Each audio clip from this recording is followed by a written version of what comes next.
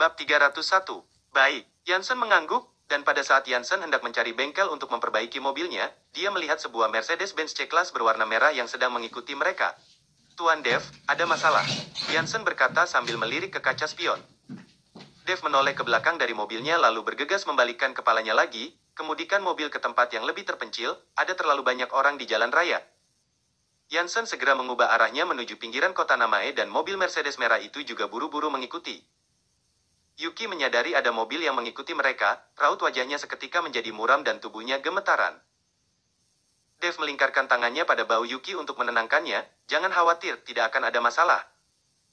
Tidak lama kemudian mobil Dev melaju ke sebuah daerah terpelosok, dan Jansen memberhentikan mobilnya, dan mobil Mercedes-Benz merah itu juga segera mengerem dan berhenti di belakangnya. Dev dan yang lainnya turun dari mobil, karena Yuki takut, Dev terus melingkarkan tangannya di bahu Yuki, dan memeluknya. Pada saat itu seorang gadis turun dari kursi pengemudi mobil Mercedes-Benz merah itu, gadis itu berambut pendek dan memiliki fitur wajah yang halus dan wajahnya terlihat bulat seperti boneka. Pada saat gadis itu turun dari mobil, Dev dan Jansen tercengang, gadis ini dilihat dari sisi manapun tidak terlihat seperti seorang pembunuh. Gadis itu mengeluarkan sebuah linggis dan menatap Dev serta Jansen dengan tatapan mengerikan. Siapa kalian? Cepat lepaskan kakak sepupuku, saya sudah melapor polisi. Gadis itu menggunakan linggisnya untuk menunjuk Dev namun tangannya sangat gemetaran. Dev dan Jansen kembali tercengang, dan tanpa sadar menoleh ke arah Yuki. Namun saat ini Yuki sudah berlinang air mata dan dia sangat bersemangat hingga tidak bisa berkata-kata. Yuri, kamu sudah setinggi ini, saya bahkan tidak mengenalimu lagi. Yuki berkata sambil berlari ke arah gadis itu dan Yuki berkata sambil berlari ke arah gadis itu, dan memeluk gadis itu. Seketika gadis itu tercengang, dia menatap Dev lalu menatap Yuki dan sedikit bingung. Kak Yuki, kamu bukan diculik oleh dua bajingan ini? Tanya gadis itu. Diculik? Yuki tercengang lalu tertawa terbahak. Bahak, diculik apanya? Dua orang ini adalah temanku, sini saya kenalkan. Yuki menarik gadis itu ke hadapan Dev, ini adalah adik sepupuku Yuri Yoshida, lalu dua orang ini namanya Dev dan Jansen. Halo. Dev mengulurkan tangannya dengan ramah. Wajah Yuri memerah karena malu, dan dia terlihat canggung saat menjabat tangan Dev. Maaf, saya kira kalian adalah orang jahat. Ternyata Yuri kebetulan melihat Dev dan yang lainnya, dan Yuki yang naik ke mobilnya. Saat itu Dev melingkarkan tangannya pada pundak Yuki, dan raut wajah Yuki terlihat jelek. Ditambah bemper belakang mobil Dev yang hancur membuat Yuri mengira kalau Yuki diculik. Jadi dia mengemudi sambil menghubungi polisi, namun ternyata hanya kesalahpahaman. Ya sudah, kesalahpahamannya juga sudah diselesaikan. Tadi kami bahkan mengira kamu adalah orang jahat, mengagetkanku saja. Yuki berkata dengan wajah senang. Kak Yuki, apa yang terjadi dengan mobil kalian? Dan kenapa kalian datang ke kota Namae? Yuri bertanya dengan wajah bingung. Bab 302. Yuri dan Yuki sudah bertahun-tahun tidak bertemu, jadi kedua orang itu mengobrol tanpa henti. Kak Yuki, pacarmu ini tuan muda dari perusahaan apa? Tanya Yuri. Dia bukan pacarku, Yuki menggelengkan kepalanya. Sudahlah akui saja, saya sudah tahu kok, kalau dia bukan pacarmu kamu tidak mungkin duduk bersama dengannya dan membiarkannya memelukmu kan? Apa kamu datang kemari diam-diam tanpa sepengetahuan paman? Yuri tersenyum jahil pada Yuki. Tidak, ayahku tahu kami sedang di kota Namae. Yuki bergegas menjelaskan. Bisa-bisa Yuri menganggap Yuki sedang kawin lari dan segera menelpon Juan. Kak Tampan, kamu tuan muda dari perusahaan apa? Kalau Kak Yuki bisa menyukaimu berarti kamu bukan bocah biasa. Saat ini Yuri tidak lagi takut dan bertanya pada Dev dengan raut wajah mempermainkan. Dev tersenyum santai, saya bukan tuan muda dari perusahaan manapun, saat ini saya seorang pengangguran yang dinafkahi oleh kakak sepupumu, bahkan bajuku pun dibelikan olehnya. Setelan jas yang dikenakan oleh Dev memang dibelikan oleh Yuki. Berondong. Yuri tercengang, dan kata berondong terlontar begitu saja dari mulutnya. Yuri, jangan bicara sembarangan. Yuki segera memelototi Yuri, dan menatap Dev dengan tatapan bersalah. Dev, adik sepupuku memang memiliki sifat seperti ini, kamu jangan mengambil hati ya. Dev tersenyum, sifat seperti ini tidak buruk kok, saya suka. Tidak ada gunanya menyukaiku, saya adalah sepupu iparmu. Yuri kembali berkata dengan nada jahil. Dev tersenyum tak berdaya, meskipun perkataan Yuri menyakiti perasaan orang, tapi sifatnya yang lurus, hatinya yang baik sedikit mirip dengan Yuki. Mobil Yuri melaju kencang hingga di depan sebuah restoran barat, dia menghentikan mobilnya dan membawa Dev dan Yuki masuk ke dalam. Di meja dekat sudut ruangan, seorang wanita dengan rambut bergelombang dengan kacamata hitam yang digantung di depan dadanya, sedang menatap ponselnya dengan serius dan menunjukkan pesona seorang wanita profesional. Kak, coba lihat siapa yang datang. Yuri berjalan ke hadapan wanita itu dan berkata dengan bersemangat. Wanita itu mengangkat kepalanya dan tercengang, sedangkan Yuki segera berteriak dengan semangat, Kak Yumi, apakah kamu masih mengenaliku? Yuki, kenapa kamu datang ke kota Namae? Cepat duduk, Yumi bergegas bangkit berdiri dan bertanya dengan semangat. Saya dan temanku datang ke kota Namae untuk membeli bahan obat. Yuki berkata sambil duduk di samping Yumi. Bab 303. Melihat Yumi yang tiba-tiba menentangnya, Dev terlihat putus asa dan tidak tahu bagaimana menjawabnya. Yumi siapa yang dinafkahi oleh wanita? Di zaman seperti ini masih ada pria yang dinafkahi oleh wanita? Saat itu, seorang pria tampan dengan tinggi 1,8 meter berjalan menghampiri. Kak Ted, kenapa kamu baru datang? Kamu selalu terlambat, Yuri seketika tersenyum saat melihat pria itu. Tadi ada urusan bisnis yang harus dibicarakan, jadinya terlambat, seperti biasa, karena saya datang terlambat hari ini saya yang akan membayar, pesan saja sesuka kalian. Pria itu berkata sambil tersenyum lalu melirik Yuki sekilas. Ini adalah kakak sepupuku, Yuki, dan ini adalah pacarnya Dev. Yuri memperkenalkan mereka pada pria itu. Nama saya Ted Irawan, pacarnya Yumi. Ted mengulurkan tangannya dan berjabat tangan dengan Yuki serta Dev. Yuri merelakan tempat duduknya agar Ted bisa duduk di samping Yumi. Apa yang sedang kalian bicarakan tadi? Sampai membahas masalah dinafkahi oleh wanita. Setelah duduk, Ted bertanya pada Yumi.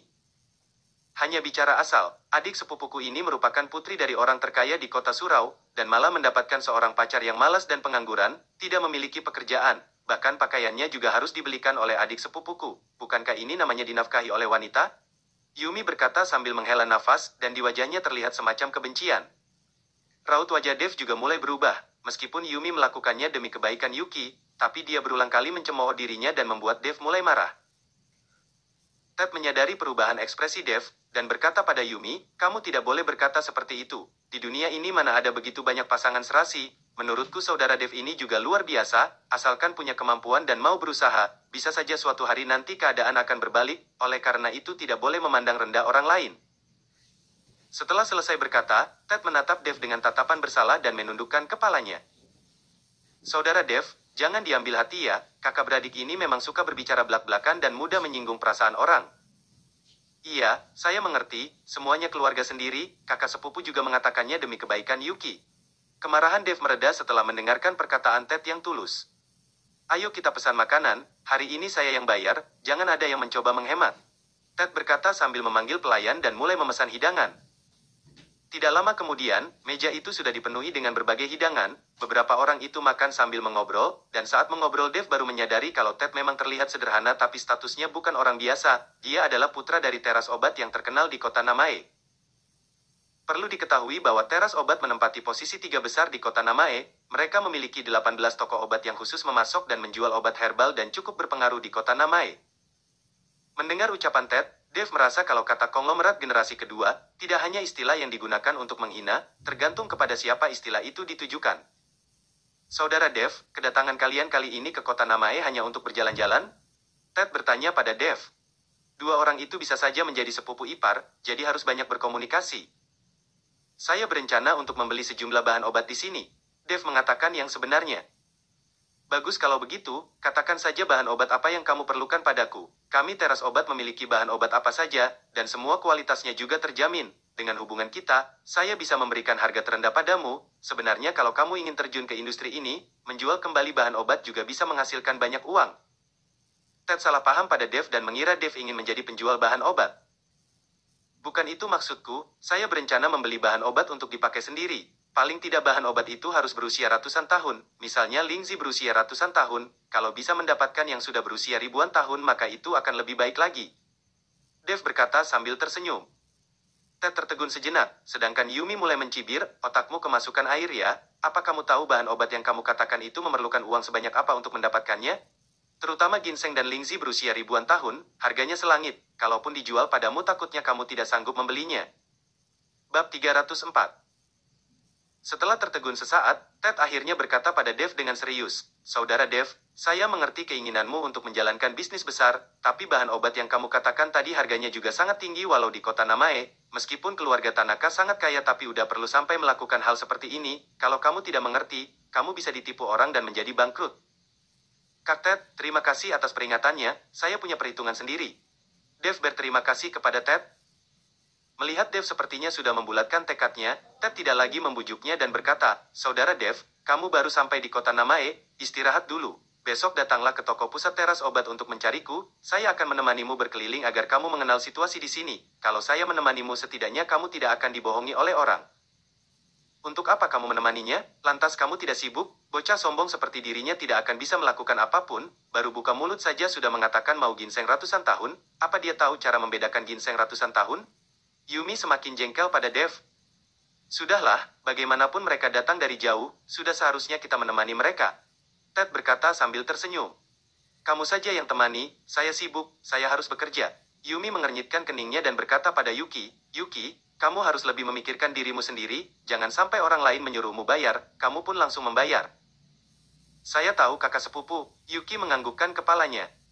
Setelah selesai makan, beberapa orang itu bersiap untuk berpamitan, lalu Dev dan Yuki pergi untuk mencari tempat menginap. Yumi ingin Yuki tinggal di rumahnya, tapi setelah mempertimbangkan keberadaan Dev, Yuki menolak. Baru keluar dari pintu restoran, Yansen sudah menyambutnya dengan mobilnya yang sudah selesai diperbaiki. "Ini adalah temanku, Yansen Herlambang." Melihat Yansen berjalan menghampiri, Dev memperkenalkannya pada Ted. "Halo, nama saya Ted." Ted berjabat tangan dengan Yansen. "Saudara Dev, saya dengar di kota Surau ada ketua mafia yang bernama Yansen Herlambang, orang-orang memanggilnya Tuan Yansen, pengaruhnya di kota Surau cukup besar dan memiliki ratusan bawahan, saudara ini juga memiliki nama yang sama dengan Tuan Yansen." Ted sedikit kaget. Bab 305. Saat itu, keluarga Wibowo pernah diincar oleh musuh, ratusan orang mengepung kediaman keluarga Wibowo, dan belasan orang dari keluarga Wibowo berada dalam bahaya. Pada akhirnya mereka hanya mengandalkan Paman Joni seorang untuk mengalahkan semua musuh itu, dan pada akhirnya keluarga Wibowo sudah menganggap Paman Joni seperti keluarga sendiri. "Paman Joni, bawalah beberapa orang untuk pergi ke kota Namae, kamu harus membawa pulang orang yang sudah membuat tuan muda menjadi cacat, kalau tidak bisa dibawa kemari hidup-hidup, mayatnya juga harus kamu bawa kemari. Kalau masalah ini tidak bisa diselesaikan takutnya keluarga Changga akan semakin memandang rendah keluarga Wibowo.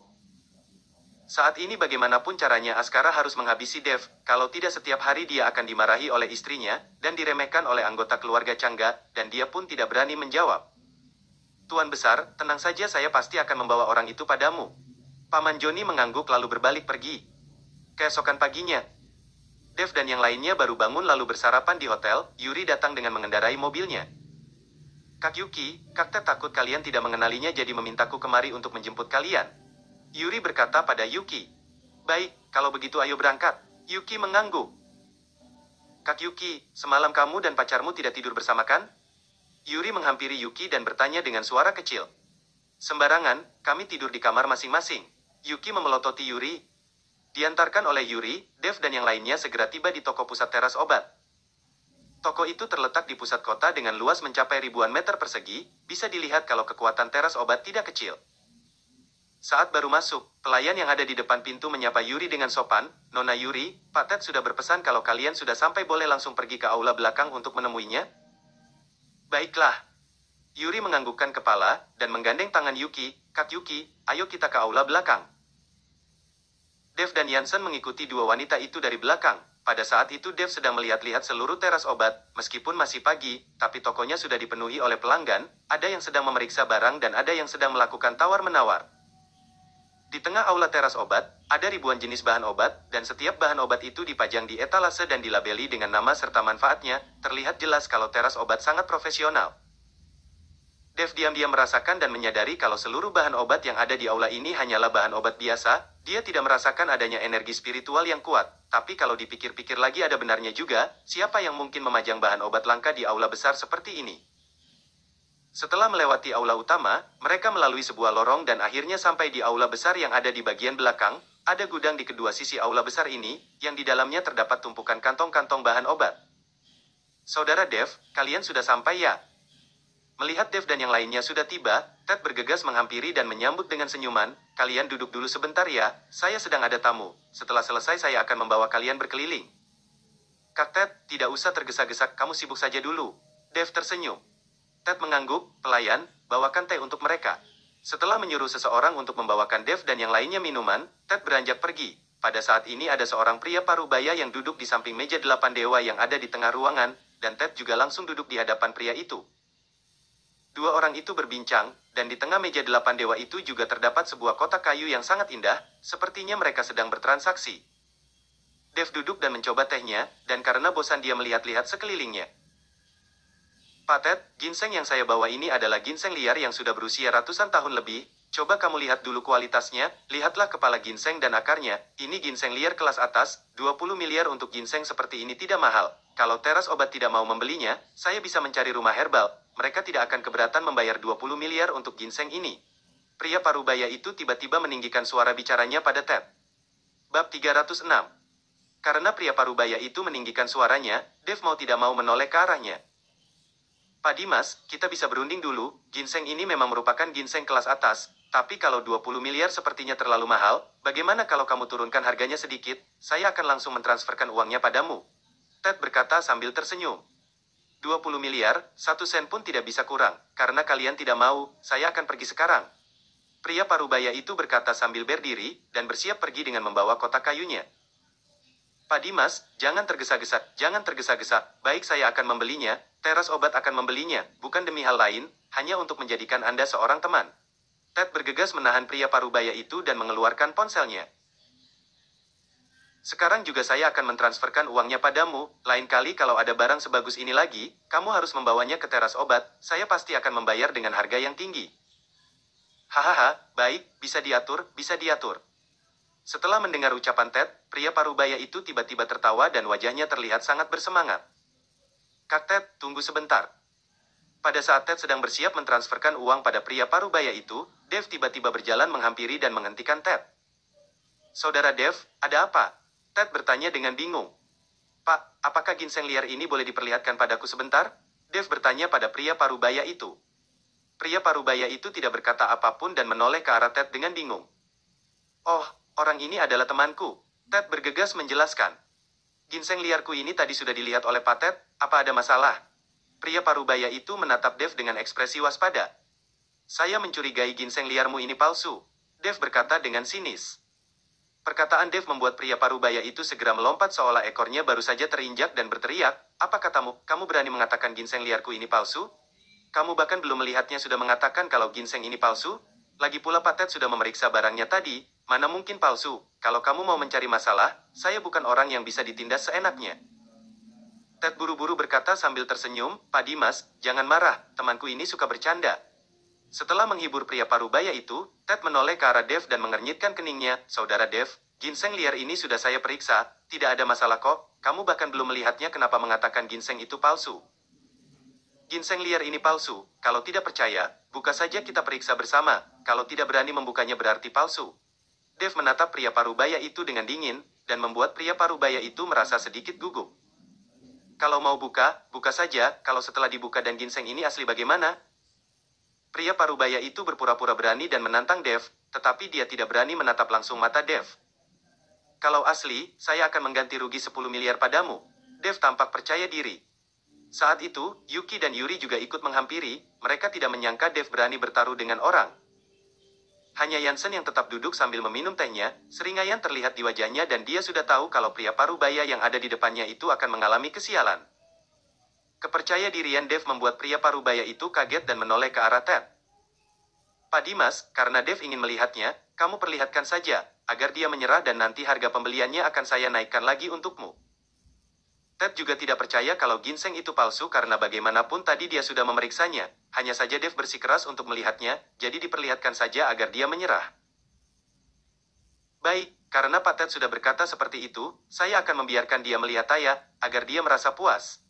Pria parubaya itu mengangguk sambil menggertakkan giginya. Perlahan-lahan kotak kayu itu terbuka, dan terlihat sepotong ginseng yang berbaring di dalam. Bab 307. Apa kamu sudah melihatnya? Ginseng liar sebagus ini, bahkan belum pernah ditemukan di kota Namae. Pria parubaya itu berkata dengan sinis pada Dev, sekarang kamu sudah kalah, mana 10 miliar yang kamu janjikan? Saya rasa kamu pasti tidak sanggup mengeluarkan uang 10 miliar. Dev mengabaikan pria parubaya itu dan mengulurkan tangannya untuk meraih ginseng liar itu. Apa yang kamu lakukan? Raut wajah pria parubaya itu seketika berubah dan dia mengulurkan tangannya untuk menghentikannya namun sudah terlambat, ginseng liar itu sudah berada di tangan Dev. Dev meraih ginseng liar itu dan mematahkannya dengan tangannya. Saudara Dev, apa yang sedang kamu lakukan? Raut wajah Ted juga berubah drastis, karena ginseng liar hanya berharga apabila kondisinya utuh, meskipun hanya satu akar kecilnya yang patah, maka harganya juga akan turun drastis. Kalau ginseng liar itu langsung dibelah dua, maka itu tidak akan berharga lagi. Crack. Tapi baru saja Ted selesai bicara, ginseng yang ada di tangan Dev sudah terbelah dua. Ted memejamkan matanya dan kemarahan tampak jelas di wajahnya. Ginseng itu bernilai 20 miliar dan sekarang hancur begitu saja. Yuki dan Yuri juga menatap Dev dengan kaget. Mereka tidak mengerti apa yang sedang dilakukan Dev. Sebaliknya, pria parubaya itu langsung memucat saat Dev membelah ginseng itu. Dia berbalik dan hendak kabur, bahkan uang pun tidak mau lagi. Ingin kabur? Apa kamu bisa kabur? Dev tiba-tiba menyeringai. Dan saat pria parubaya itu hendak berlari keluar, Jansen yang sedang duduk minum teh tiba-tiba bergerak dan menendang pria parubaya itu kembali. Apa yang sebenarnya terjadi? Melihat pria parubaya itu kabur, Ted menjadi bingung dan tidak mengerti apa yang sedang terjadi. Kak Ted, coba kamu lihat ginseng ini palsu atau tidak? Dev menyerahkan ginseng yang dia belah pada Ted. Ted meraih ginseng itu dan melihat ginseng liar yang sudah patah itu, dia tertegun sejenak lalu tiba-tiba mengamuk, sialan, beraninya menipu teras obat, kamu cari mati. Ted melangkah maju dan menendang dada pria parubaya itu dengan keras lalu berteriak, penjaga, bawa dia ke bawah dan beri dia pelajaran. Segera, pria parubaya itu dibawa pergi dan menyusul suara teriakan yang terdengar. Saudara Dev, hari ini untung ada kamu, kalau tidak saya pasti akan rugi besar, uang yang hilang bisa dicari lagi, itu tidak masalah tetapi di kemudian hari saya mana punya muka untuk berbisnis di kota Namai lagi, memalukan sekali. Ted berkata pada Dev dengan ekspresi malu. Semua orang bisa saja bersikap ceroboh, itu normal. Dev berkata sambil tersenyum. Saudara Dev, saya ingin tahu bagaimana caranya kamu bisa tahu ginseng itu palsu? Kamu bahkan belum melihatnya. Ini sangat mudah, insting penciuman saya sudah tinggi sejak lahir, jadi saya langsung tahu ketika menciumnya. Dev berbohong, dia tentu saja tidak boleh memberitahu Ted kalau dia menggunakan energi spiritual untuk merasakannya. Kalau ginseng itu benar-benar berusia ratusan tahun, Dev pasti bisa merasakan energi spiritual yang dipancarkan oleh ginseng itu. Namun kali ini Dev tidak merasakan pancaran energi spiritual dari kotak kayu itu, jadi bisa disimpulkan kalau yang di dalam kotak kayu itu bukanlah ginseng liar, atau bukan ginseng liar yang berusia ratusan tahun, itu pasti palsu. Ted menatap Dev dengan kaget dan berkata dengan tidak percaya, saya sudah hidup selama ini dan belum pernah menemukan orang yang menggunakan hidungnya untuk memeriksa ginseng liar palsu atau asli, benar-benar menambah wawasan, hari ini benar-benar menambah wawasan. Kak Yuki, pacarmu punya kemampuan seperti ini? Hidungnya lebih akurat daripada penciuman anjing. Yuri berkata dengan kaget. Bab 308. 5 orang itu beranjak dan pergi ke pasar terbesar yang ada di kota Namae. Setelah berkeliling Dev merasa sedikit kecewa. Di pasar bahan obat ini hanya ada bahan obat biasa. Meskipun ada beberapa bahan obat yang sudah berusia ratusan tahun. Namun energi spiritualnya sudah habis diperas dan tidak menyisakan sedikit energi spiritual lagi. Saudara Dev, semua bahan obat yang ada di pasar ini tidak ada yang cocok denganmu? Ted bertanya dengan hati-hati setelah melihat kekecewaan di wajah Dev. Dev mengangguk, saya membutuhkan bahan obat yang sudah berusia ratusan tahun ke atas, dan memiliki kualitas yang tinggi, namun yang ada di sini hanyalah bahan obat yang biasa dan umum, tidak cocok dengan apa yang saya mau. Setelah mendengarnya, Ted ragu-ragu sejenak lalu menggertakkan giginya dan berkata, saya akan membawamu ke sebuah toko obat besar untuk melihat-lihat, biasanya mereka memiliki beberapa bahan obat yang berharga, namun mau dijual atau tidak, saya tidak bisa menjaminnya. Rekan seindustri adalah musuh, Ted biasanya sangat jarang pergi ke toko obat lain, karena bagaimanapun itu adalah saingannya, orang-orang juga akan melakukan pencegahan, dan mereka juga tidak akan menunjukkan bahan obat berharga kepada saingannya, jadi dia sedikit ragu. Hanya saja Dev sudah sangat membantunya tadi, jadi dia hanya bisa menurunkan gengsinya dan pergi ke toko obat lain untuk melihat-lihat. Terima kasih Kak Ted, Dev berkata dengan semangat. Kita ini sekeluarga, tidak usah sungkan, ayo berangkat. Ted membawa Dev pergi ke toko obat terbesar yang ada di kota Namae, rumah herbal. Bangunan toko rumah herbal terletak di tanah seluas ribuan meter persegi, dan pintu utamanya dipenuhi oleh orang yang berlalu lalang, tampaknya jauh lebih ramai dibandingkan dengan teras obat milik Ted.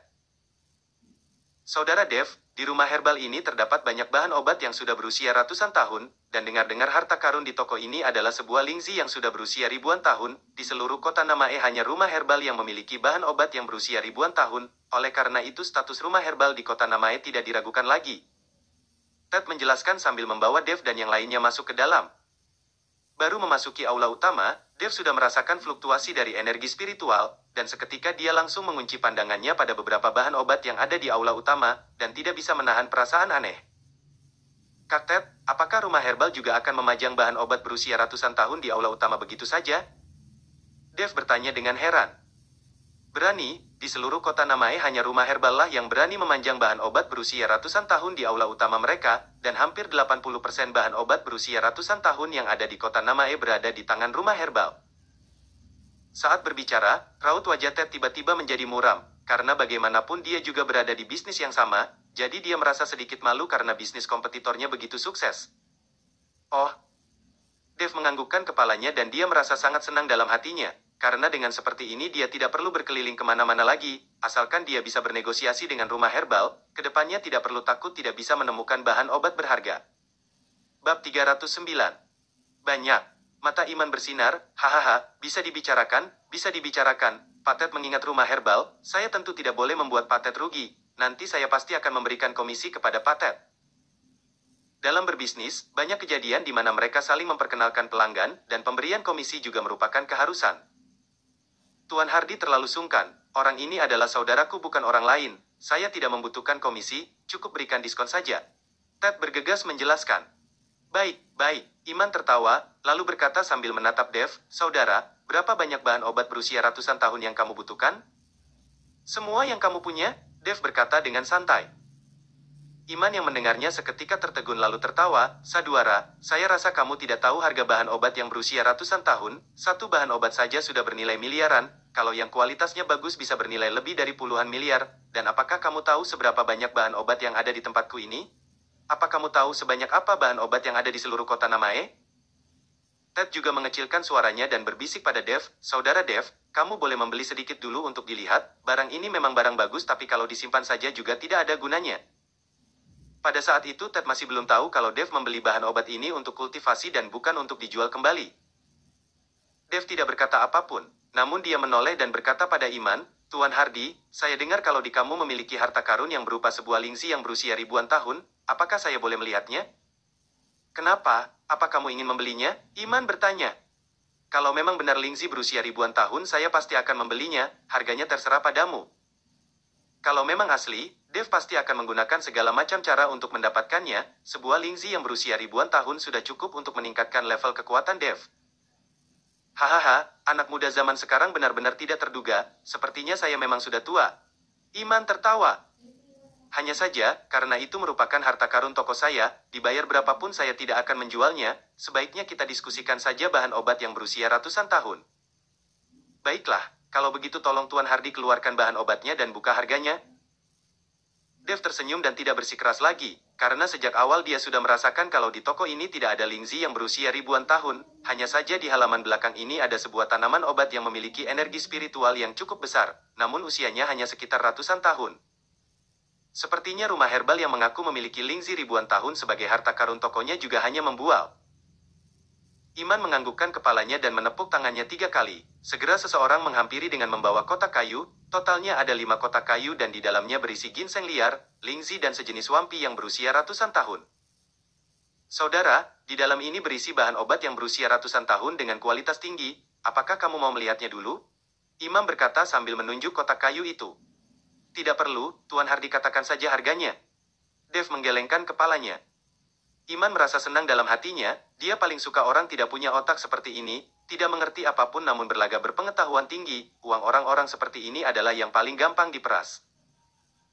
Saudaraku royal sekali, karena kamu begitu percaya padaku, dan juga saudaranya Pak Ted, maka saya akan membuka harga sebesar 20 miliar per tanaman. Pak Ted juga tahu harga pasaran untuk bahan obat berusia ratusan tahun kelas tinggi seperti ini, kami akan menjualnya pada harga 20 miliar saja. Iman memicingkan matanya dan berkata dengan tegas. Dev tahu Iman tidak berbohong karena saat di teras obat, Ted juga berencana membeli ginseng liar berusia ratusan tahun yang berkualitas tinggi dengan harga 20 miliar, tampaknya ini memang harga pasarannya. Saudara Dev, 20 miliar untuk bahan obat berusia ratusan tahun dengan kualitas tinggi tidaklah mahal. Ted berkata pada Dev. Bab 310. Tuan Hardy, untuk 5 bahan obat berusia ratusan tahun ini saya akan membayar 10 miliar per bahan obatnya, dengan begitu keuntunganmu juga tidak sedikit. Dev berkata pada Iman. Apa? 10 miliar per bahan obat? Iman tiba-tiba meninggikan suaranya, apa kamu menganggap bahan obatku ini bermutu rendah? Saya rasa kamu bukan datang untuk membeli bahan obat melainkan untuk membuat onar. Kamu bahkan belum melihatnya sudah berani menganggap bahan obatku ini bermutu rendah. Saya tidak perlu melihatnya, bermutu rendah atau tidak kamu sendiri yang paling tahu, berbisnis itu mengandalkan integritas dengan begitu baru bisa berlangsung lama, 10 miliar per bahan obatnya, tidak lebih 1 sen pun. Dev menatap Iman tanpa rasa takut. Iman juga tidak mengatakan apapun lagi, dia hanya menatap Dev dan raut wajahnya sedikit jelek. Tuan Hardy, saudaraku ini tidak perlu melihat juga bisa tahu kualitas dari bahan obat, kalau tidak begini saja, saya saja yang melihatnya untuk menambah wawasan saudaraku. Ted melihat Iman sedikit marah dan segera berkata. Iman mengulurkan tangannya, tidak perlu. Anggap saja saya menambah wawasan hari ini, kalangan muda memang luar biasa, saya akan menjualnya 10 miliar per bahan obat padamu. Iman tidak membiarkan Ted melihatnya, dengan penglihatan Ted dia tentu akan tahu kualitas dari bahan obat itu. Dev juga tidak berbasa-basi dan segera mentransfer uangnya pada Iman, dan hal ini membuat Iman mulai mengagumi Dev. Saya masih punya beberapa bahan obat berusia ratusan tahun di sini, saya akan menyuruh seseorang membawakannya. Iman berkata lalu melambaikan tangannya, dan seorang bawahan kembali membawakan bahan obat. Beberapa orang menunggu sambil duduk dan minum teh di halaman belakang. Pak Ted, belakangan ini di kota Surau ada orang yang menjual semacam pil obat, apakah kamu tahu? Sambil minum teh, Iman mengobrol dengan Ted. Pil obat, Ted menggelengkan kepalanya, saya tidak tahu. Pil obat itu memiliki khasiat yang sangat baik untuk kesehatan dan bisa memperpanjang usia. Saya sendiri sudah memakan 1 buah dan efeknya sangat bagus. Hanya saja saya sudah mengutus bawahanku untuk mempelajari pil obat itu cukup lama tapi tetap saja tidak bisa menganalisis bahan pil obat itu, dan tidak bisa menirunya. Iman berkata dengan pasrah. Ada orang sehebat itu di kota Surau? Ted sedikit kaget. Kalau mengatakan obat itu tidak dapat ditiru, masih ada kemungkinan. Tapi kalau tidak bisa menganalisis bahan ramuannya, ini sangat tidak mungkin. Saya berencana mengunjungi kota Surau dalam waktu dekat untuk menemui ahli ini, kalau bisa memanfaatkan orang ini maka akan sangat baik. Tatapan mata Iman penuh dengan antisipasi, kalau dia bisa memanfaatkan orang seperti itu untuk kepentingannya maka uang akan mengalir tanpa henti kepadanya. Melihat Iman seperti itu, Dev hanya tersenyum, sedangkan Jansen juga hanya menatap Dev dan tersenyum tanpa mengucapkan sepatah kata pun. Ahli yang sedang mereka bicarakan ada di depan mereka, tapi mereka tidak menyadarinya. Pada saat itu, seorang bawahan bergegas masuk dan berbisik pada Iman, seketika raut wajah Iman menjadi jelek. Baiklah, kamu turun dulu. Iman melambaikan tangannya sebagai isyarat agar bawahannya segera pergi. Lalu dia berkata dengan rasa bersalah pada Dev dan Ted, maaf, ada urusan mendadak yang harus saya tangani. Masalah bahan obat kita bicarakan lagi nanti sore, saya janji akan menyimpannya untuk kalian. Melihat Iman berkata seperti itu, Dev dan yang lainnya mau tidak mau harus pergi, mereka bangkit dan berpamitan padanya. Iman ini, ada urusan mendadak apa yang membuatnya begitu terburu-buru hingga melepaskan bisnis besar seperti ini? Setelah keluar dari rumah herbal, Ted berkata dengan bingung. Baru saja selesai bicara, ponsel Ted tiba-tiba berdering dan sebuah notifikasi pesan masuk. Setelah Ted membacanya dia berteriak kaget, sebuah teratai salju berusia ribuan tahun muncul di pelelangan, teratai salju sudah lama sekali tidak ditemukan di kota Namae, kali ini tiba-tiba muncul teratai salju yang berusia ribuan tahun. Pelelangan, Dev seketika menjadi bingung. Setelah dijelaskan oleh Ted, Dev baru tahu kalau pelelangan ini dikhususkan untuk melelang beberapa bahan obat, pada awalnya biasa-biasa saja, dan sering ada bahan obat berharga yang dilelang, namun di pelelangan seperti ini sering sekali muncul bahan obat palsu dan ditambah lagi bahan obat berharga semakin hari semakin langka, jadi semakin jarang orang yang mengikuti acara lelang lagi, dan Ted sendiri pun tidak memperhatikannya. Bersambung. Bab 311. Saya tahu, tadi Iman bergegas pergi keluar pasti untuk menghadiri acara lelang. Teratai salju berusia ribuan tahun yang sangat langka itu pasti akan menjadi rebutan banyak orang. Dan tiba-tiba menyadari kenapa Iman terburu-buru meninggalkan mereka dan pergi keluar. Kalau begitu ayo kita pergi ke acara lelang untuk melihat-lihat. Dev seketika menjadi senang, kalau bisa mendapatkan teratai salju berusia ribuan tahun itu maka kekuatannya akan meningkat dengan cepat. Ted mengangguk dan membawa Dev serta yang lainnya pergi ke lokasi pelelangan. Pelelangan diselenggarakan di pinggiran kota Namae, di sebuah bangunan berbentuk kubah yang bernuansa Romawi kuno. Pada saat itu di luar lokasi pelelangan, mobil-mobil mewah yang biasanya tidak terlihat sedang berlalu lalang, sepertinya banyak orang yang datang untuk melihat teratai salju ini. Setelah berjalan sampai ke pintu, seorang pelayan yang sudah akrab dengan Ted mengambilkan sebuah papan nomor dan berkata dengan sopan, Pak Ted, kali ini harus membayar uang muka 100 miliar dulu. Berapa? Ted tercengang, biasanya kan hanya 10 miliar. Kenapa tiba-tiba menjadi 100 miliar? Pak Ted, hari ini ada situasi khusus. Seharusnya Anda juga sudah tahu, ada sebuah teratai salju yang dilelang, jadi setoran lelang juga meningkat untuk mencegah orang berniat jahat ikut dalam pelelangan. Pelayan itu menjelaskan dengan serius. Wajah Ted sedikit muram, karena dia tidak membawa 100 miliar di tangannya. Saya saja yang bayar. Dave menyadari kalau Ted mungkin tidak membawa uang, jadi dia berinisiatif membayar. Setelah Dave membayar setoran lelang, dan mendapatkan papan nomor, mereka baru diizinkan masuk ke lokasi pelelangan. Tempat pelelangan yang tadinya kosong sekarang dipenuhi dengan lautan manusia, banyak bos-bos kota Namae yang ikut hadir dan di barisan depan terlihat Iman yang sedang mengobrol dengan suara pelan. Melihat Ted dan yang lainnya juga datang, Iman tercengang, lalu kemudian tersenyum dan memberi salam dengan mengangguk pada mereka. Dave dan yang lainnya juga duduk di tempat mereka masing-masing dan menunggu teratai salju itu dilelang dengan tenang. Pada awalnya pelelangan itu hanya melelang beberapa bahan obat biasa, dan tidak banyak yang tertarik, dan tidak terlelang, karena orang-orang ini datang untuk melihat teratai salju berusia ribuan tahun. Saudara Dave, persaingan dalam pelelangan kali ini akan sangat ketat. Kalau kamu menginginkan teratai salju itu, berapa harga yang kamu targetkan dalam hatimu? Ted bertanya dengan suara pelan pada Dave. Dave menggelengkan kepalanya, berapapun harganya saya harus mendapatkannya. Ted yang mendengarnya tidak mengatakan apapun lagi. Kak Yuki, pacarmu ini sebenarnya punya bisnis apa? Kenapa dia bisa punya banyak uang, atau jangan-jangan itu uang darimu? Saat ini Yuri sangat penasaran dengan identitas Dave. Melihat cara Dave menghabiskan uang seolah puluhan ratusan miliar itu tidak ada artinya, seolah sedang menghabiskan uang orang lain. Dia mana mau uangku, kamu benar-benar mengira dia pria yang dinafkahi oleh wanita ya? Yuki tersenyum dan menatap Dave dengan penuh kekaguman. Yuki menyadari kalau Dave semakin lama semakin menarik baginya, karakter unik Dave membuat dirinya semakin tergila-gila padanya. Segera, setelah beberapa ronde pelelangan, penyelenggara membawa sebuah botol kaca yang di dalamnya terletak sebuah teratai salju.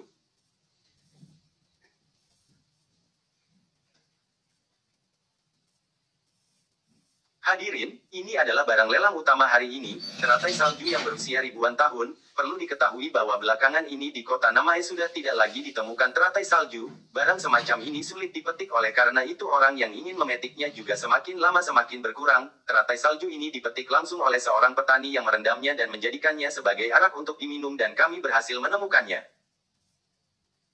Penyelenggara menjelaskan asal-usul datangnya teratai salju ini, tapi keributan sudah terdengar dari bawah panggung.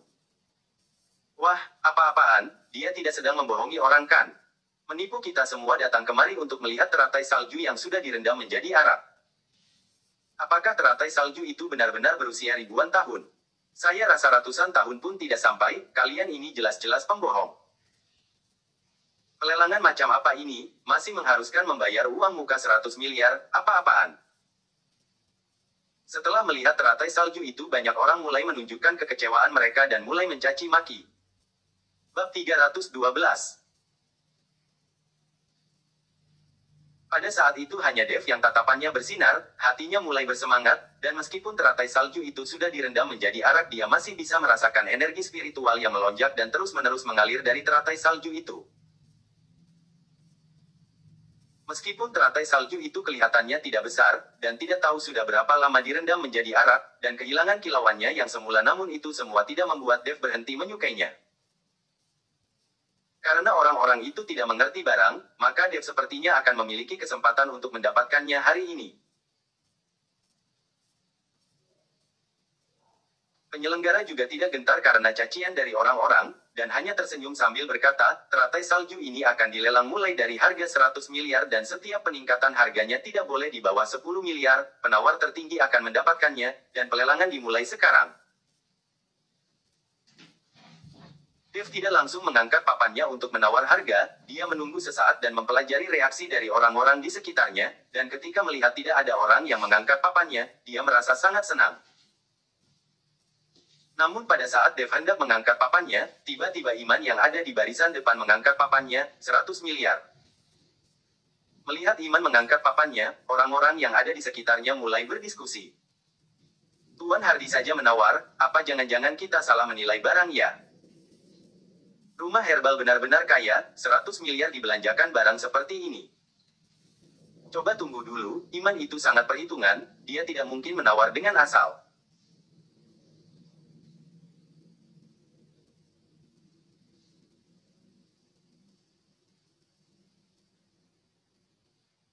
Tatapan semua orang melekat pada Iman, dan setelah Iman meneriakkan penawarannya, dia bangkit berdiri dan menyapu sekelilingnya dengan matanya. Hadirin, kualitas dari teratai salju ini sangat buruk, dan belum mencapai ribuan tahun, mungkin hanya berusia ratusan tahun saja, dan karena teratai salju ini berjodoh dengan kota Namae dan sudah sampai di sini, kita tidak boleh membiarkannya lewat begitu saja. Kalau sampai terdengar di luar sana, akan mencoreng reputasi dari kota Namae sebagai kota obat. Oleh karena itu saya akan menawar dan membelinya.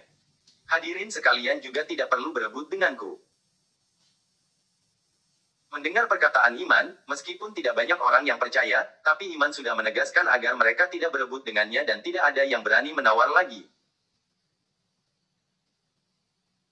Setelah berkata Iman kembali duduk, sedangkan penyelenggara menatap Iman dengan tatapan tidak puas tapi dia juga tidak boleh marah, dia hanya bisa melihat ke arah hadirin dan berkata, apa ada lagi yang mau menawar? Teratai salju ini benar-benar sangat bernilai. Penyelenggara berusaha mendorong agar para hadirin mau menaikkan harga dengan susah payah agar pelelangan bisa mendapatkan lebih banyak keuntungan, namun tidak peduli apapun yang dia katakan, tidak ada orang yang berani menawar lagi. Penyelenggara tampak putus asa dan hanya bisa kembali ke tempatnya lalu mengangkat palu kecilnya, bersiap untuk mengetuknya. 110 miliar.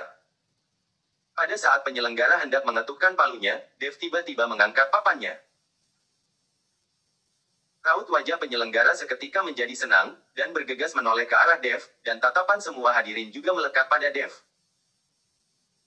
Iman mengernyitkan keningnya dan menatap ke arah Dev dengan dingin, ada kemarahan yang tersirat dalam tatapannya. Tuan ini menawar pada harga 110 miliar, apa ada lagi yang mau menawar? Penyelenggara berkata sambil melihat ke arah Iman. Karena pada saat itu hanya Imanlah yang menawar harga 150 miliar, Iman berkata sambil mengangkat papan nomornya. Mendengar Iman meningkatkan harganya sebanyak 40 miliar, semua orang menatap Dev dan berpikir apakah Dev akan berani meningkatkan harganya lagi, bahkan penyelenggara juga menatap ke arah Dev. 200 miliar, Dev mengangkat papan nomornya tanpa ragu-ragu. Wah! Pada saat itu, seluruh hadirin yang ada di pelelangan menarik nafas dalam-dalam, sekali buka mulut langsung menambah 50 miliar, dan menjadikan harganya menjadi 200 miliar, benar-benar tidak terkendali. Saudara Dev, kamu meningkatkan harganya terlalu banyak. Ted berbisik pada Dev. Dalam pelelangan, biasanya peningkatan harga akan dilakukan secara sedikit dan bertahap, dengan begini mereka juga bisa mengetes berapa budget yang disiapkan oleh pihak lain, kalau langsung meningkatkan puluhan miliar, terkesan agak kasar. Kak Yuki, pacarmu tampan sekali, apakah dia pemilik bank? Yumi menatap Dev dengan rasa ingin tahu seolah-olah dia ingin melihat tembus pandang ke dalam Dev. Bab 313. Bukankah waktu itu kamu mengatakan Din pria yang dinafkahi oleh wanita, kenapa sekarang malah mengatakan dia tampan?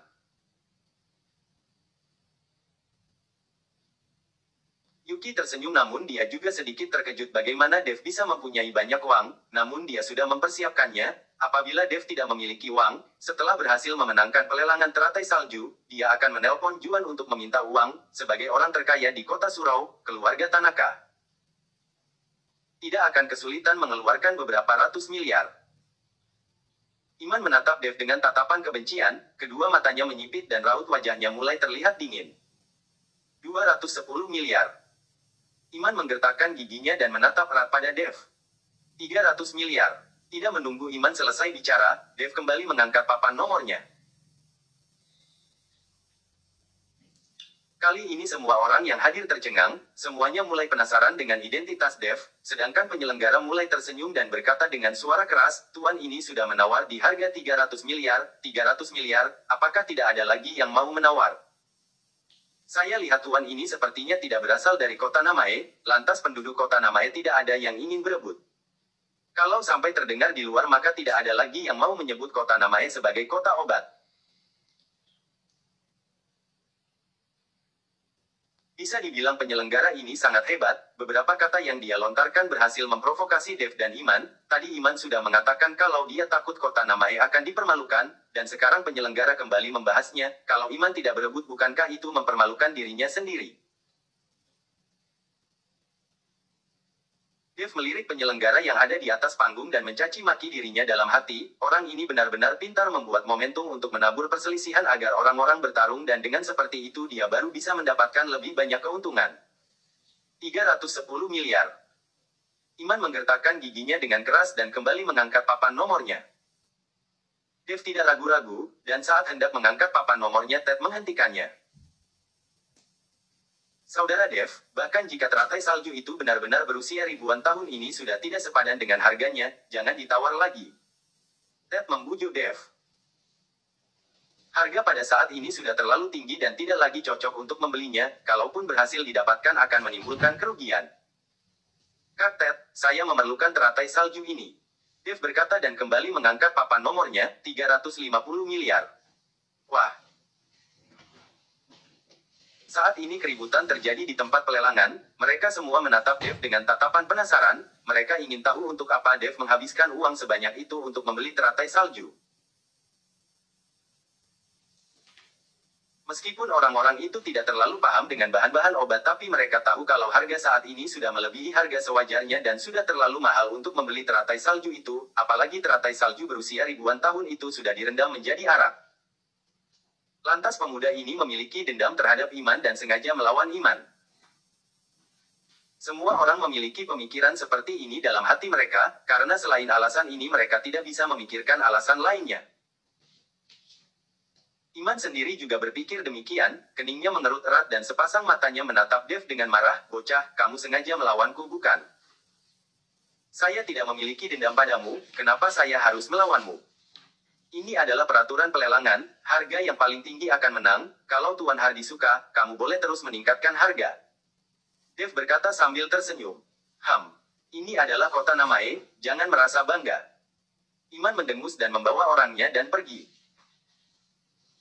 Iman pergi dengan marah, dan para hadirin menatap Dev dengan tatapan kasihan, berani menyinggung Iman di kota Namae maka dia tidak akan berakhir dengan baik.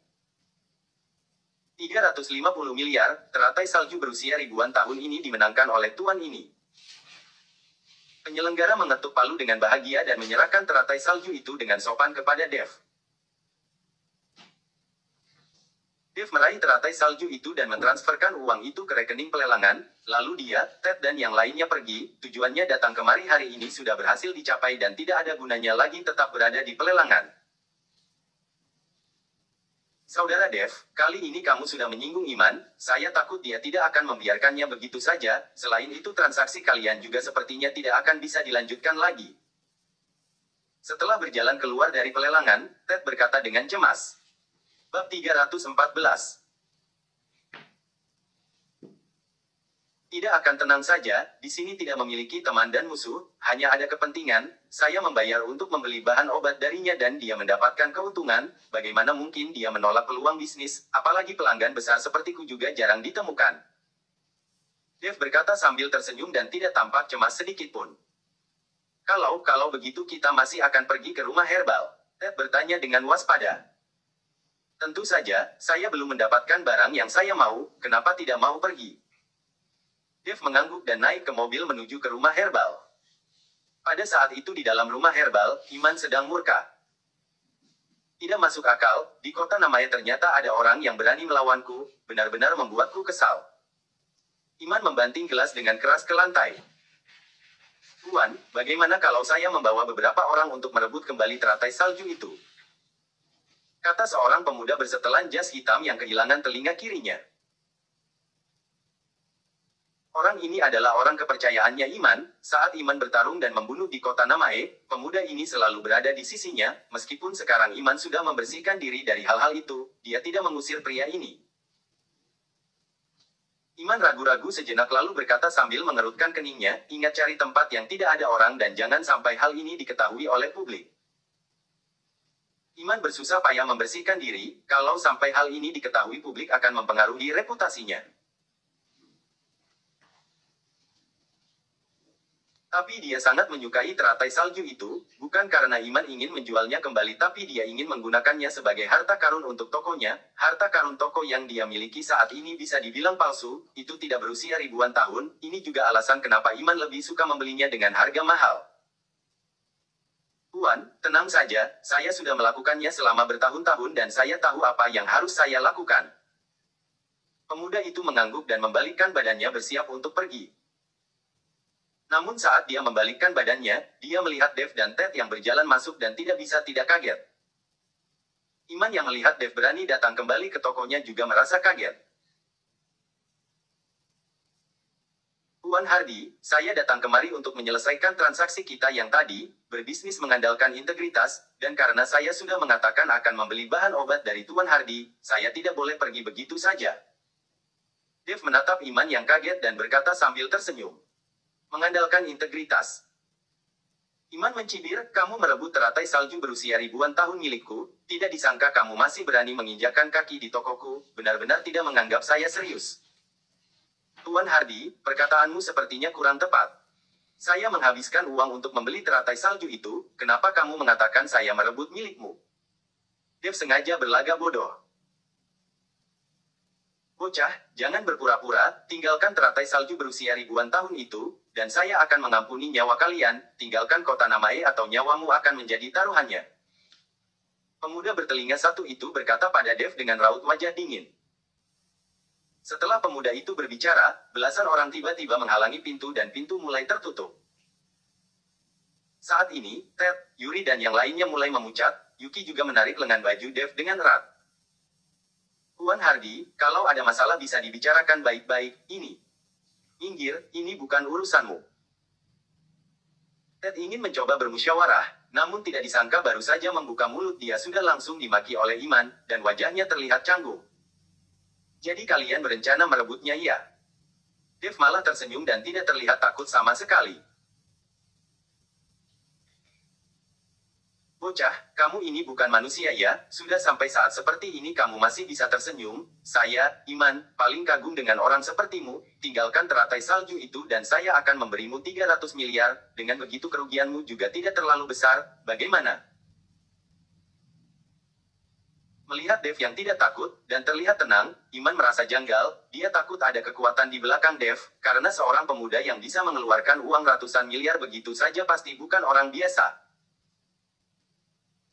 Oleh karena itu Iman berencana mundur selangkah, dia berencana membeli teratai salju itu dengan uangnya, dan ini juga termasuk menyediakan langkah mundur bagi Dev. Bab 315. Kalau berbisnis sepertimu, apa bedanya kalian dengan para bandit? Dalam sekejap mata saya akan rugi 50 miliar, uang itu terlalu gampang didapatkan. Dev berkata dengan sinis. Raut wajah Iman juga menjadi dingin, kalau begitu katakan, berapa kamu akan menjualnya, kalau tidak saya akan membelinya dengan harga awal. Berapapun tidak akan kujual, Dev menggelengkan kepalanya. Bocah, kamu ini benar-benar tidak mau melakukannya dengan cara mudah ya. Harus memaksaku bertindak. Raut wajah Iman semakin jelek. Saya nasihati sebaiknya kamu tidak bertindak, kamu adalah seorang pebisnis, transaksi jual beli yang gagal adalah hal yang normal, tapi kalau kamu sampai bertindak, maka tokomu ini adalah toko ilegal, dan kalau berurusan dengan toko ilegal maka tidak perlu membicarakan aturan apapun lagi. Mata Dev menyipit dan aura pembunuh seketika terlihat dari tubuhnya. Sialan, kamu sedang menakut-nakuti siapa? Pemuda itu tiba-tiba berteriak marah dan melayangkan tinjunya ke arah Dev. Dev menarik Yuki dan mengelak dengan melangkah mundur, Yansen yang ada di sampingnya sudah tidak tahan dan bergegas menyerang. Dia mengulurkan tangannya dan meraih pergelangan tangan pemuda itu, lalu menggunakan tenaganya untuk menariknya dan membuat pemuda itu kehilangan keseimbangannya. Yansen langsung menendang kaki pemuda itu dan suara tulang patah terdengar, tulang kaki pemuda itu sudah dipatahkan oleh Yansen. Tanpa jeda sedikit pun, Yansen meraih pergelangan tangan pemuda itu dan melemparkannya dengan keras, membanting pemuda itu ke tanah dan menginjaknya dengan satu kaki. Injakan itu sangat kuat, dan langsung menekan dada pemuda itu hingga cekung ke dalam, diperkirakan tidak ada satu tulang rusuknya yang tidak patah. Pemuda itu memuntahkan seteguk darah, dan raut wajahnya terlihat sangat mengerikan. Ini. Iman tercengang, pemuda itu adalah orang kepercayaannya, dia sangat kuat dan sudah bertarung bersamanya selama bertahun-tahun, namun Yansen mengalahkannya hanya dengan beberapa 3 pukulan dan 2 tendangan, tanpa bisa melawan kembali.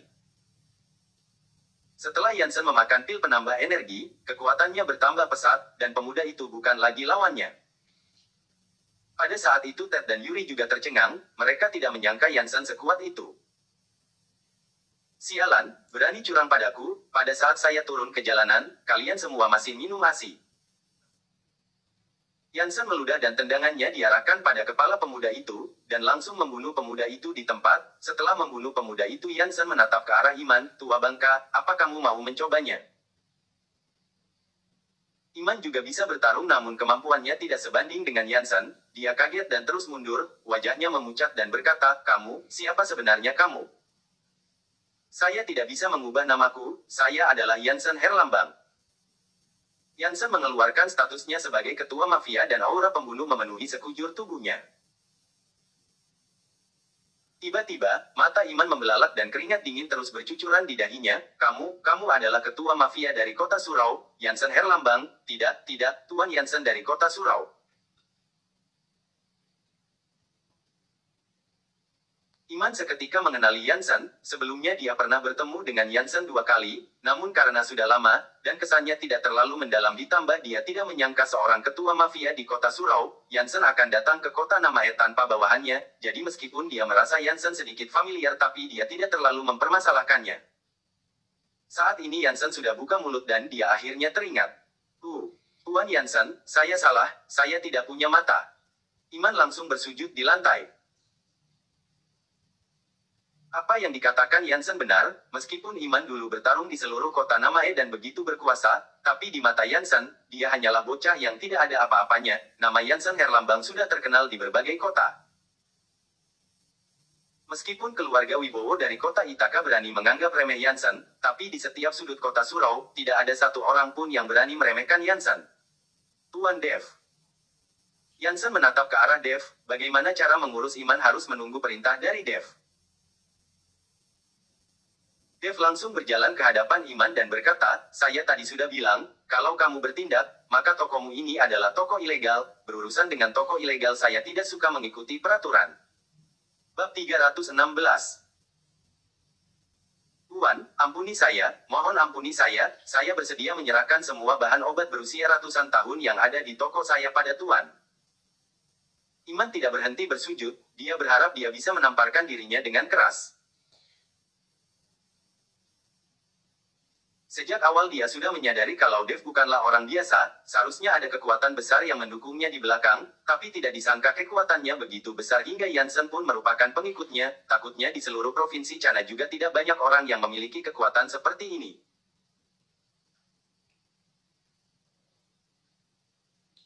Saya tidak akan mengambil bahan obatmu begitu saja, sekarang uang yang saya miliki tidak cukup, saya bisa menggantinya dengan beberapa pil permajaan denganmu, saya ingin kamu membeli seluruh bahan obat berusia ratusan tahun yang ada di kota Namae, beli sebanyak yang kamu bisa dan berapa uang yang kamu butuhkan kamu bisa mencari kaktet, dan menggantinya dengan beberapa pil permajaan. Dev tidak berniat merampoknya, dia juga tidak mau membuat transaksi sekali saja, dan dia juga mengharapkan Iman bisa menyediakan bahan obat berharga untuk waktu yang panjang kepadanya. Pil permajaan. Iman mengangkat kepalanya dan menatap Dev dengan kaget, lantas. Benar, sayalah yang membuat pil permajaan, jadi kalian juga tidak perlu menghabiskan waktu untuk meneliti pil permajaan lagi, selain saya tidak ada orang lain yang bisa membuatnya. Dev tahu apa yang ingin Iman katakan, jadi dia langsung mengangguk. Tidak berani. Wajah Iman menjadi merah. Sudah, bangunlah. Dev mengibaskan tangannya dan menyuruh Iman berdiri. Iman bergegas menyuruh bawahannya membawakan seluruh bahan obat berusia ratusan tahun yang ada di tokonya kepada Dev, dan meminta Dev membawanya. Tuan. Setelah berjalan keluar dari rumah herbal, Ted ingin berbicara pada Dev, tapi pada saat itu dia tidak tahu bagaimana dia harus menyapa Dev. Sejak awal dia menganggap dirinya sebagai kakak dan menyapa Dev begitu saja, karena dia mengira ini adalah wilayahnya dan dia menjadi seorang saudara yang bisa membantu Dev. Namun saat ini, Ted sadar kalau kemampuannya tidak ada apa-apanya dibandingkan dengan Dev, dan saat itu dia menjadi canggung dan tidak tahu bagaimana cara memanggil Dev. Ada apakah Ted? Dev bertanya pada Ted yang terlihat canggung. Oh, saya ingin bertanya, apa sebenarnya pil permajaan? Lalu orang ini benar-benar Tuan Yansen dari kota Surau. Ted berkata dan melirik ke arah Yansen diam-diam. Setelah sering menghabiskan waktu dengan Yansen, Ted tidak menyadari kalau ketua mafia di kota Surau adalah orang yang begitu mudah didekati.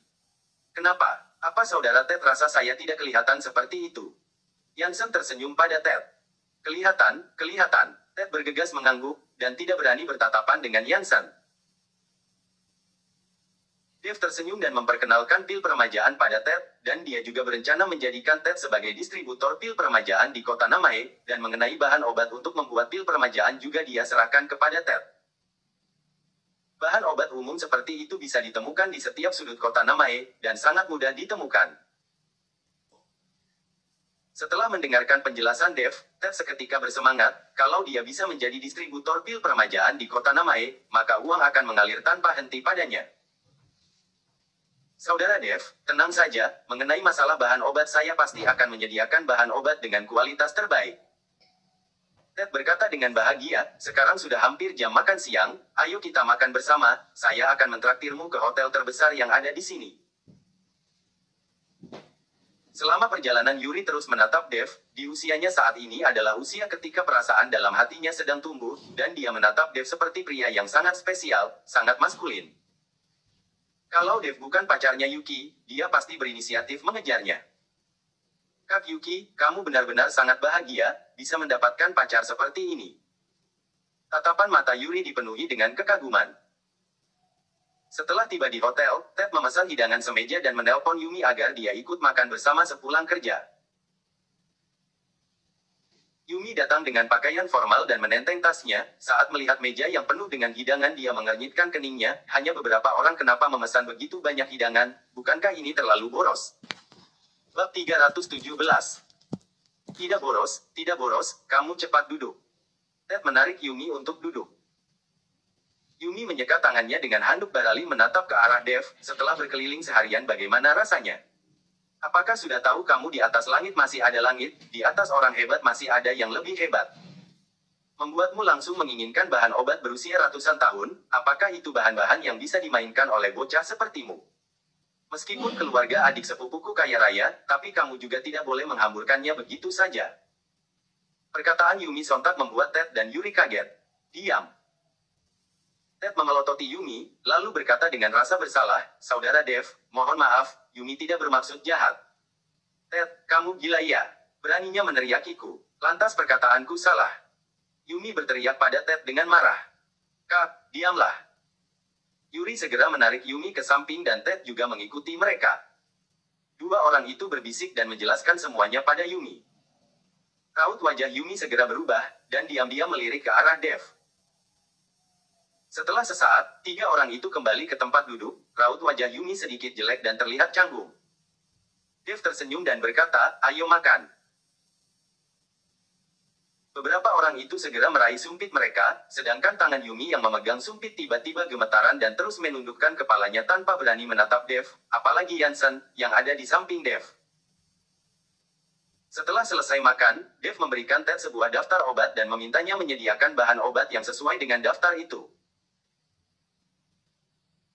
Sore harinya Dev kembali ke hotel dan tidak keluar lagi, dan menggabungkan teratai salju berusia ribuan tahun serta bahan obat berusia ratusan tahun yang dia dapatkan dari rumah herbal dan bersiap membuat pil penambah energi. Melihat bahan-bahan obat berharga ratusan miliar ini, Dev tidak merasa goyah sedikit pun. Setelah menarik tirai jendela, gantian Dev perlahan-lahan membangkitkan energi spiritual dan segera energi spiritual itu berpusat pada jari Dev, dan menjadi sebuah api berwarna biru muda. Pergilah. Dev melambaikan tangannya dan api biru itu segera melahap bahan obat yang ada di atas lantai. Dev menggumamkan sesuatu sambil memejamkan matanya dengan ringan, sedangkan api biru itu berkedip-kedip dan perlahan mengubah bahan obat bernilai ratusan miliar itu menjadi asap. Bam! Mata Dev tiba-tiba melebar, dan setelah suara ledakan, kumpulan asap itu seolah memiliki kehidupan dan berusaha berkumpul hingga membentuk sebuah gumpalan bola. Dan sekitar setengah jalan berlalu, Dev akhirnya menghela nafas dan kumpulan asap itu menghilang, dan di antara gumpalan asap itu terlihat sebutir pil berwarna hijau yang bersinar di udara. Sudah jadi. Dev seketika merasa senang, dia langsung melompat dan meraih pil itu. Pil ini dia buat dengan menggunakan bahan obat bernilai ratusan miliar. Saat Dev meraih pil itu tangannya bahkan gemetaran. Dev membuka mulutnya dan memakan pil obat itu. Bam! Energi spiritual langsung menghantam kepalanya, dan Dev merasa tubuhnya akan segera meledak. Dev yang sangat bahagia segera duduk bersila di atas ranjangnya dan mulai mengaktifkan seni konsentrasi hati dan menyempurnakan energi spiritual yang melonjak ini. Hingga matahari terbenam, Dev akhirnya membuka kedua matanya dan merasa 6 akar kesadaran inderanya sangat jernih. Dev bahkan dapat mendeteksi dengan jelas suara seekor serangga yang mengepakkan sayapnya pada jalanan ramai yang ada di bawah. Level Kiku sudah mencapai level 9, hahaha, sudah mencapai level 9. Dev dapat merasakan aura dantiannya sendiri dan tertawa terbahak-bahak. Dia tidak menyangka sebutir pil penambah energi bisa membuat dia mencapai level 9, sepertinya ratusan miliar ini tidak dia keluarkan sia-sia. Pelatihan Ki level 9 adalah tingkatan paling akhir dari pelatihan Ki. Setelah berhasil menerobos tingkatan ini maka Dev akan bisa memasuki tahap pembentukan fondasi, dan bisa pergi ke pulau tanpa nama. Ini hanyalah sebuah tahapan kecil yang mudah dilalui, namun untuk melalui tahapan besar dikhawatirkan akan sedikit sulit dan diperlukan kesempatan tertentu. Bab 318. Setelah berberes, Dev keluar dari kamarnya dan menemukan Yansen yang sudah menunggu di depan kamarnya sejak lama. Tuan Dev, Ted sudah sampai dan bahan obatnya juga sudah dia antarkan kemari, dan sedang menunggumu untuk makan malam bersama. Yansen melihat Dev berjalan keluar dan segera memberitahukannya. Oh, ayo pergi. Dev tidak menyangka Ted akan menyelesaikannya dengan begitu cepat. Dia bisa mendapatkan begitu banyak bahan obat hanya dalam waktu setengah hari. Perlu diketahui bahan obat itu bisa untuk membuat 100 butir pil permajaan. Setelah berjalan ke lobi hotel, Dev melihat Ted sedang menginstruksikan orang untuk menurunkan dan memindahkan bahan obat yang memenuhi seluruh mobil. Saudara Dev, bahan obatnya sudah saya siapkan, dan saya sudah memesan 2 kamar lagi pada lantai yang sama dengan kamar kalian saat ini untuk menyimpan bahan-bahan obat ini. Melihat Dev sudah berada di bawah, Ted bergegas menghampiri dan memberitahukannya. Oh, tidak butuh waktu yang lama kok. 100 butir pil permajaan ini sepertinya hanya membutuhkan waktu 1 hari bagi saya untuk membuatnya. Dev mengangguk. Ayo, kita pergi makan malam. Kali ini saya akan membawamu mencicipi makanan ringan yang terkenal di kota Namae. Yuri dan yang lainnya sudah berangkat terlebih dulu. Ted berkata sambil tersenyum. Saat ini, Ted sudah tidak terlihat takut lagi pada Dev maupun Yansen. Ayo, Dev tersenyum. Karena jalanan yang menjual makanan ringan tidak berada jauh dari hotel, Dev, Yansen dan Ted berjalan kaki ke sana. Namun, belum berjalan jauh, raut wajah Dev tiba-tiba berubah dan keningnya mengernyit. Tuan Dev, apa kamu merasakan sesuatu? Yansen berkata dengan suara rendah. Iya, di belakang ada yang sedang mengikuti kita. Dev mengangguk. Ada orang, siapa yang membuntuti kita? Ted terkejut dan hendak berbalik untuk melihat. Jangan menoleh ke belakang. Dev menahan bahu Ted dan menghalanginya berbalik. Tuan Dev, bagaimana kalau kalian pergi duluan? Saya akan menghabisi mereka yang di belakang. Aura pembunuh mulai terlihat di mata Yansen. Orang yang ada di belakang memiliki kekuatan yang besar, sepertinya kamu tidak bisa melawannya, jangan hiraukan mereka, ayo jalan. Setelah selesai berbicara, Dev kembali melangkahkan kakinya, namun dia tidak berjalan ke arah jalanan yang menjual makanan ringan melainkan menuju sebuah gang yang lebih gelap. Dan saat Dev dan yang lainnya berjalan masuk ke gang, 5 orang yang ada di belakang mereka adalah orang dari keluarga Wibowo, dan yang memimpin adalah Paman Joni. Saat itu Paman Joni sedikit membungkukkan badannya dan matanya menatap erat pada gang gelap itu. Paman Joni, apa kita ikut masuk juga? Seorang ahli dari keluarga Wibowo bertanya. Iya, ikut masuk, sepertinya mereka sudah menyadari keberadaan kita dan sengaja membawa kita kemari. Paman Joni dipenuhi dengan niat membunuh, saya ingin melihat kemampuan apa yang dimiliki orang-orang ini sampai-sampai harus memaksaku datang sendiri. Setelah berbicara, Paman Joni membawa 4 ahli dari keluarga Wibowo memasuki gang gelap itu. Baru melangkah masuk ke dalam gang, dia sudah melihat Dev, Yansen dan Ted yang sedang berdiri dan melihat mereka masuk ke dalam gang. Kalian dari keluarga Wibowo. Dev melihat Paman Joni dan yang lainnya berjalan masuk, dan bertanya dengan santai. Bocah, sudah tahu kami orang dari keluarga Wibowo, malah tidak kabur, sepertinya nyalimu besar juga. Paman Joni tersenyum sinis, namun kamu sudah membuat kaki tuan muda kami cacat, jadi kali ini meskipun kamu bernyali besar juga tidak akan bisa menyelamatkan nyawamu. Keluarga Wibowo, Kota Ithaka keluarga Wibowo, TDR, keluarga Wibowo dari Kota Ithaka. Raut wajah Ted berubah. Benar, Dev menganggukkan kepalanya. Bam. Ted terhuyung ketakutan dan hampir jatuh. Di seluruh provinsi Chana, tidak ada orang yang tidak tahu keluarga Wibowo dari Kota Ithaka. Keluarga Wibowo memiliki banyak kekuatan baik di lingkaran politik maupun bisnis di Kota Ithaka. Ted tidak mengerti siapa yang memberi Dev nyali hingga berani membuat kaki tuan muda keluarga Wibowo menjadi cacat. Meskipun Yansen sangat kuat, dan bisa berkuasa di kota Surau, tapi kalau berhadapan dengan keluarga Wibowo sepertinya belum sebanding. Melihat Ted yang terkejut, Paman Joni tertawa puas, hari ini saya diperintahkan oleh kepala keluarga untuk membawa pulang bocah ini, siapapun yang berani melawan akan dibunuh, dan yang tidak berkepentingan, tidak perlu ikut campur dan segeranya dari sini. Bab 319. Ucapan Paman Joni jelas ditujukan kepada Ted, karena tujuan Paman Joni kemari adalah untuk menangkap Dev, dan dia tidak ingin melukai orang lain, agar tidak menimbulkan masalah. Kak Ted, kamu susul saja dulu Yuki dan yang lainnya, saya akan menyusul setelah ini. Kata Dev sambil menatap Ted. Ted mengangguk dan melangkah maju, namun baru melangkah 2 langkah, dia kembali berhenti. Saudara Dev, saya meninggalkan kalian begitu saja, apakah terlihat tidak setia? Hati nurani Ted merasa kalut. Melihat Ted seperti itu, Dev tersenyum dan berkata, Kak Ted, kamu tidak menguasai bela diri, tetap di sini juga tidak ada gunanya, kamu pergi saja dulu. Dev tidak akan menyalahkan Ted yang pergi dulu, karena tidak semua orang sama seperti dia, berani menantang keluarga Wibowo. Ted ragu-ragu sejenak, dan akhirnya menggertakkan giginya, saya tidak bisa bela diri, tapi saya tidak boleh meninggalkan kalian begitu saja, kalau seperti itu saya benar-benar tidak punya nurani, walaupun mati saya akan mati bersama kalian. Ted kembali berdiri di sisi Dev. Melihat Ted kembali, Dev tersenyum lega, Kak Ted, kalaupun ada yang mati, itu adalah mereka, kita tidak akan kenapa-kenapa.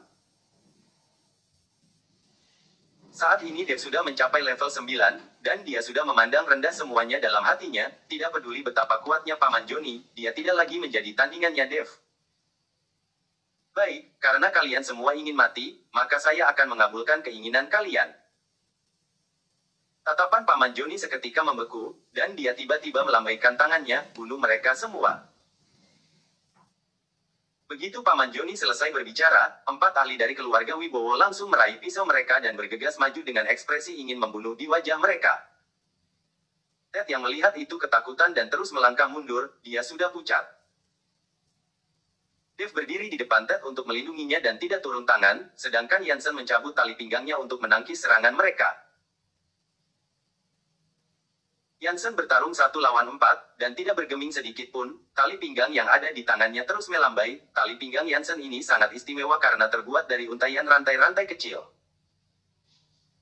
Di gang yang gelap itu terdengar suara nyaring saat pisau dan tali pinggang bertabrakan, dan sesekali bahkan mengeluarkan percikan api. Melihat 4 ahli itu tidak bisa menghabisi Yansen yang sendirian, Paman Joni mengernyitkan keningnya dan berteriak marah, dasar sampah, minggir kalian semua. Para ahli dari keluarga Wibowo yang mendengarnya bergegas menyingkir dari pertarungan sedangkan Paman Joni yang sudah bungkuk langsung melompat dan menerjang ke arah Yansen. Yansen yang melihat itu mengayunkan tali pinggangnya dan mengarahkannya pada arah Paman Joni. Sedangkan Paman Joni sama sekali tidak mengelak, dan langsung mengulurkan tangannya untuk meraih tali pinggang Yansen, dia menariknya dengan kuat dan kemudian tendangannya diarahkan ke perut Yansen. Bam bam bam. Beberapa tendangan itu membuat Yansen mundur, dan seolah tidak ada tenaga untuk menghentikannya. Karena tidak ada cara lagi, Yansen hanya bisa melepaskan tali pinggangnya dan berguling di tanah untuk menghindari serangan dari Paman Joni. Meskipun begitu, raut wajah Yansen terlihat sangat muram dan ada darah yang terlihat di sudut bibirnya. Hanya punya kemampuan seperti ini berani melawanku. Paman Joni melemparkan tali pinggang Yansen ke tanah dan berkata dengan nada menghina. Memang punya kemampuan, hari ini kebetulan saya akan menjadikanmu sebagai lawan bertarungku. Dev mendengus dan berjalan menghampiri Paman Joni. Dia memang sudah mencapai level ke-9, tapi dia belum pernah mencoba kekuatannya dan kebetulan dia bisa mencobanya pada Paman Joni. Lawan bertarung. Paman Joni mendengus, harga untuk menjadikanku lawan bertarung sedikit tinggi, kalau begitu serahkan nyawamu. Begitu selesai bicara, Paman Joni melesat ke arah Dev bagaikan peluru yang ditembakkan. Dev menghentikan langkahnya, melihat Paman Joni yang menyerang ke arahnya, penghinaan terlihat jelas di wajahnya dan sepertinya dia tidak berencana mengelak. Bam! Suara ledakan terdengar, pukulan cepat dari Paman Joni menghantam Dev dengan keras.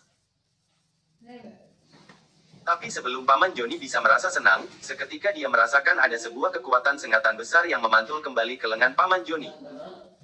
Bab 320. Apa? Paman Joni kaget dan bergegas mundur.